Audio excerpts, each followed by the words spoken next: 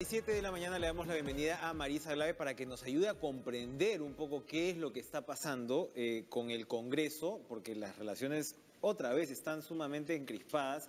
Pero bueno, lo de ahora mismo es qué está pasando con el Contralor General de la República. Como sabemos, solo el Congreso podría, digamos, en términos institucionales, destituir al Contralor. Eso no le toca al Ejecutivo.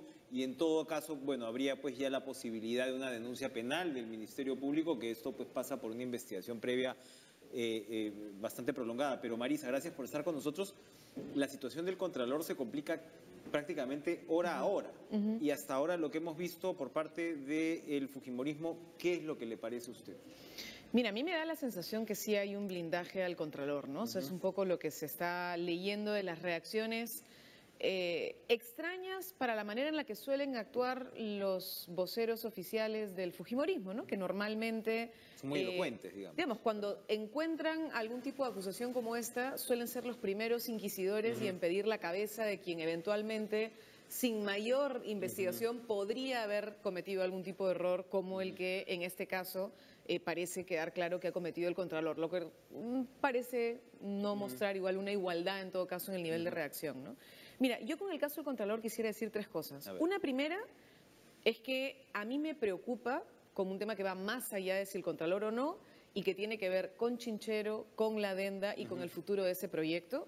Y es que ayer el ministro Yufra ha dicho que han aumentado la suspensión de la adenda, con lo cual a mí me parece extraño. Es decir, que esté en este momento en duda la idoneidad o no del Contralor, no quiere decir que no haya quedado absolutamente claro que esa adenda trastocaba un contrato, volvía a lo que en realidad es ya una obra pública, un remedio de APP, y que depositaba el riesgo en el Estado en unas negociaciones de lo más extrañas que hasta ahora hay que aclarar si tuvo o no tuvo que ver la hermana del primer ministro en esto o no. En fin, ese es un tema que espero no suene a que ha quedado de lado. O sea, para usted la adenda no debería ejecutarse de ninguna manera.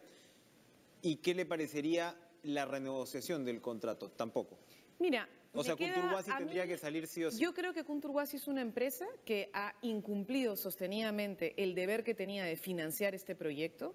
El Estado tenía y tiene en el marco del contrato original la posibilidad de suspender esta relación y que lo que sería más conveniente para la propia empresa es que el Estado pueda llegar a un acuerdo de comprarle los estudios de ingeniería para que los gastos que ya hizo se cubran y que esto pase a ser una obra pública, porque evidentemente la estrategia de resolución que ha encontrado el Ejecutivo es básicamente financiar íntegramente la obra. ¿Y qué me dice de las opiniones que advierten que el Perú perdería una demanda internacional sí o sí? No.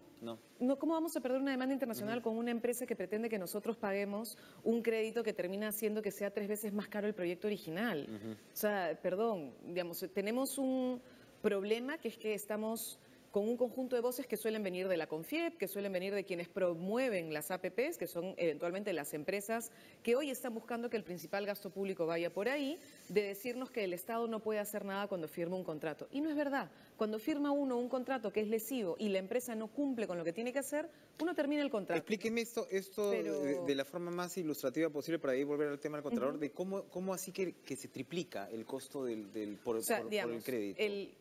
Imaginemos que nosotros hacemos un contrato y tú me dices, bueno, Marisa, tienes que publicar esto, ¿no es cierto? Y yo te digo, perfecto, yo hago un concurso y yo digo que por 10 soles publico esto. Pero a la hora en la que vamos a cerrar el contrato, yo te digo, sí, esto cuesta 10 soles, pero para que yo lo pueda hacer, y porque soy una empresa que está en un mal momento económico y los mercados no me quieren dar un préstamo, en lugar de tener un préstamo bajo, de 7%, 8%, 11%, yo vengo y te digo, tengo en realidad, para poder hacer esto, un crédito de 22%. Y entonces, al final, cuando tú me termines de pagar a mí lo que yo estoy gastando en esto, más el crédito que yo me he metido a hacer para hacerlo para ti, a ti en lugar de costarte 10, te cuesta 300. Ya, pero entonces, no tiene ningún sentido. Pero se había eliminado pues la posibilidad del 22% del crédito con la adenda, ¿no? No se había eliminado el problema del 22%. ¿Por qué? Porque con la adenda lo que se hace es que tú me dices, Marisa, tú ibas a financiar esto, lo voy a financiar yo. Entonces, si tú lo vas a financiar, ¿por qué es que esto ya es una APP y no es una obra pública?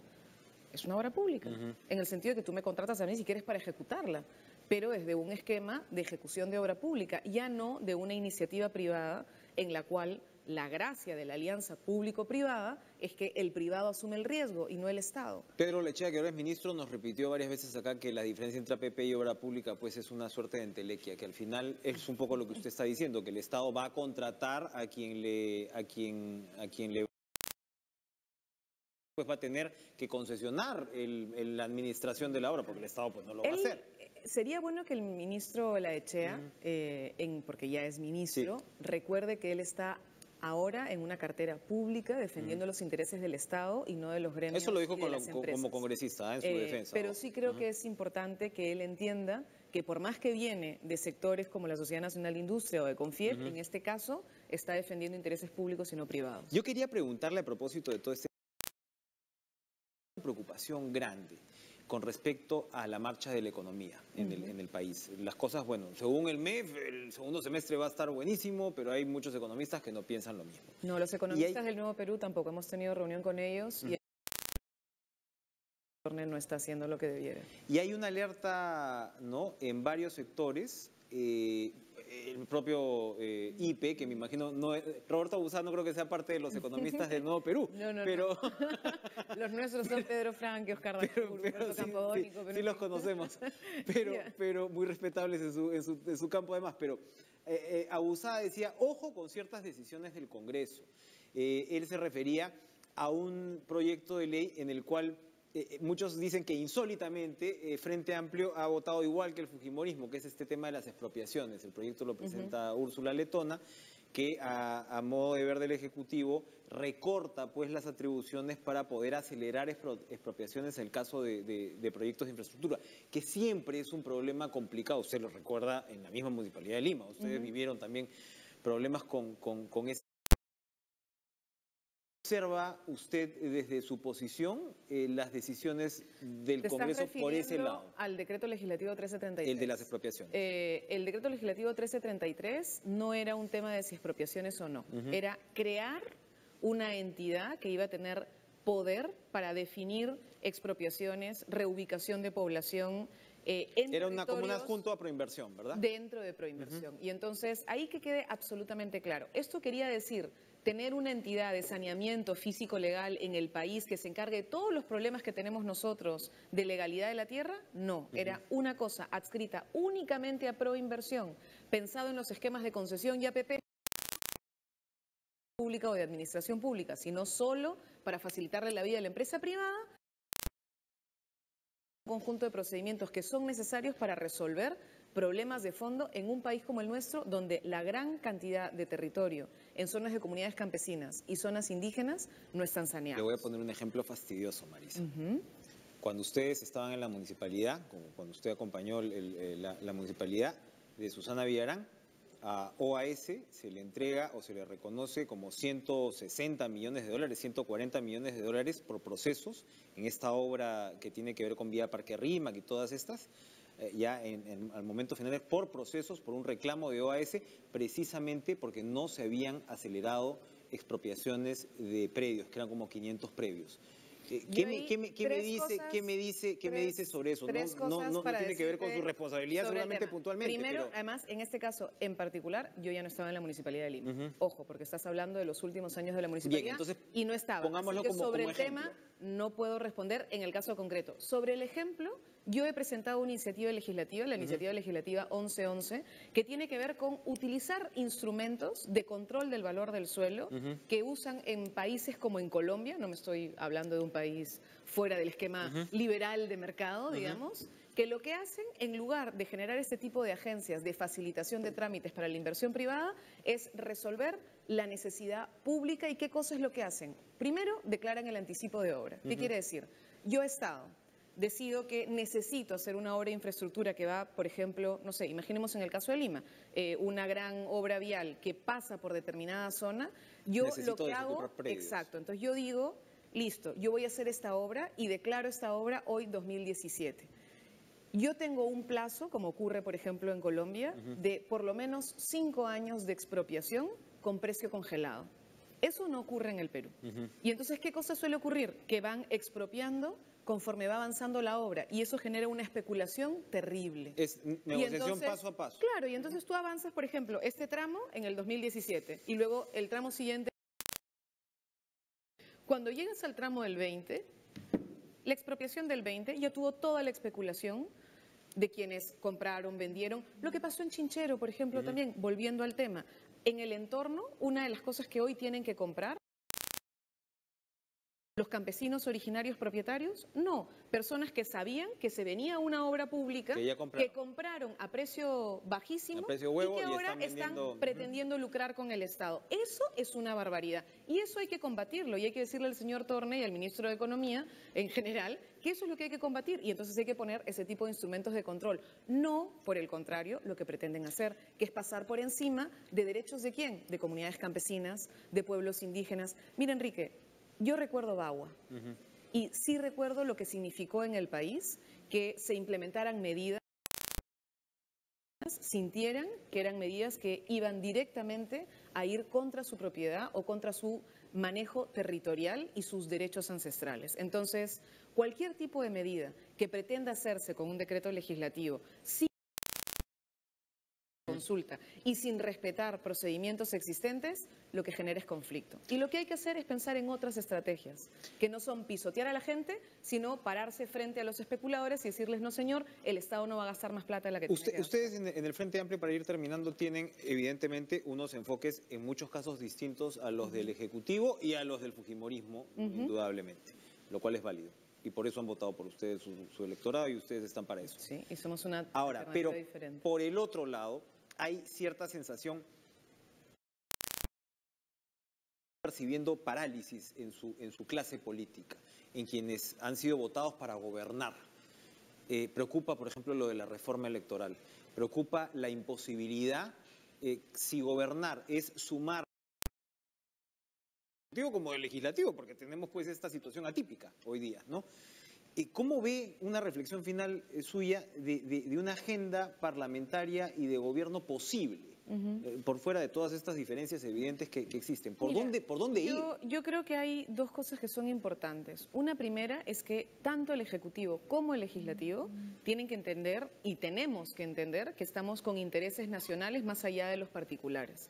A mí me preocupa de este gobierno que sea un gobierno de empresarios para empresarios. Mira tú quiénes son los ministros y cuáles son sus experiencias y cuáles son sus, digamos, intereses previos a haber estado en el Estado y no necesariamente vamos a ver ni a gestores públicos ni a gente que viene pensando en estrategias desde el Estado, sino más bien también a desde gente el como sector Coco privado. Nieto, que han estado otra vez con usted en el municipio, y congresistas también que pero, son, ¿qué ¿no? congresistas? O la Echea, por favor, estoy hablando de los que están manejando la parte dura del país, que vienen del sector privado y que hacia eso. ¿Quién es el responsable de la reconstrucción con cambios? El exgerente del Banco de Crédito o exgerente de Antamina. Es decir, creo que una de las sensaciones de parálisis que hay es que es un gobierno que pareciera estar más preocupado por los negocios de los grandes que en realidad estar preocupado por la gente. Entonces el Congreso está Sobre genial. el Congreso, no, pero son cosas diferentes. Una cosa es el gobierno ejecutivo y otra cosa es la legislación. Sobre el tema legislativo, a mí me preocupa que no estemos entrando de fondo a reformas que necesitamos discutir en el Parlamento. Tenemos un mes prácticamente, tenemos 30 días de periodo legislativo con el que se cierra y creo que sería importante que como gesto desde la Comisión de Constitución se dijera cuáles van a ser los grandes ejes para la reforma electoral. Desde el Nuevo Perú, que como sabes somos un sector que está trabajando con Verónica Mendoza, hemos planteado 4 puntos. 1, transparencia en las organizaciones políticas. Uno de los temas que salió con mucha fuerza de los organismos electorales es que el secreto bancario no puede existir en los candidatos. Y yo creo que eso es fundamental. Si no queremos nosotros que quienes están compitiendo sean gente que tiene dinero sucio, no podemos solo exigir que levanten su secreto bancario después, sino cuando son candidatos. Y hacer el control del gasto.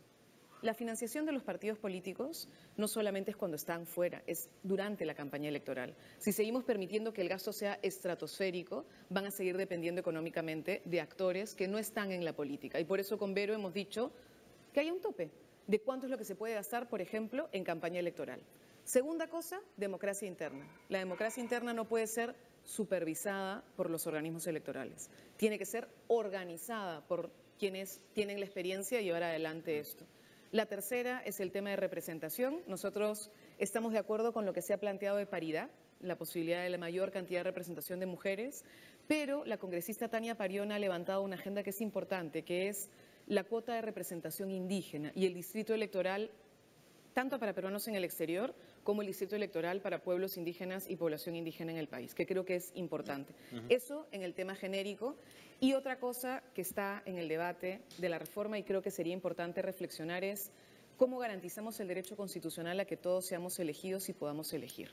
Y la valla de acceso, la barrera de acceso que están pretendiendo poner 4% quienes tienen, del padrón electoral. Ojo, todos los que están hoy día electos tuvieron que recoger Con 1% de firma y ahora pretenden que las nuevas organizaciones recojan 4%. Ese es un reclamo que han enunciado varios especialistas además. Bueno, ojalá sea una agenda mínima posible de reforma electoral, que es la que finalmente se merece el país. Gracias, Marisa Glave, por estar con nosotros. Gracias. 8:13 ya de la mañana, nos vamos a una pausa, regresamos de inmediato con más en TV Perú Noticias.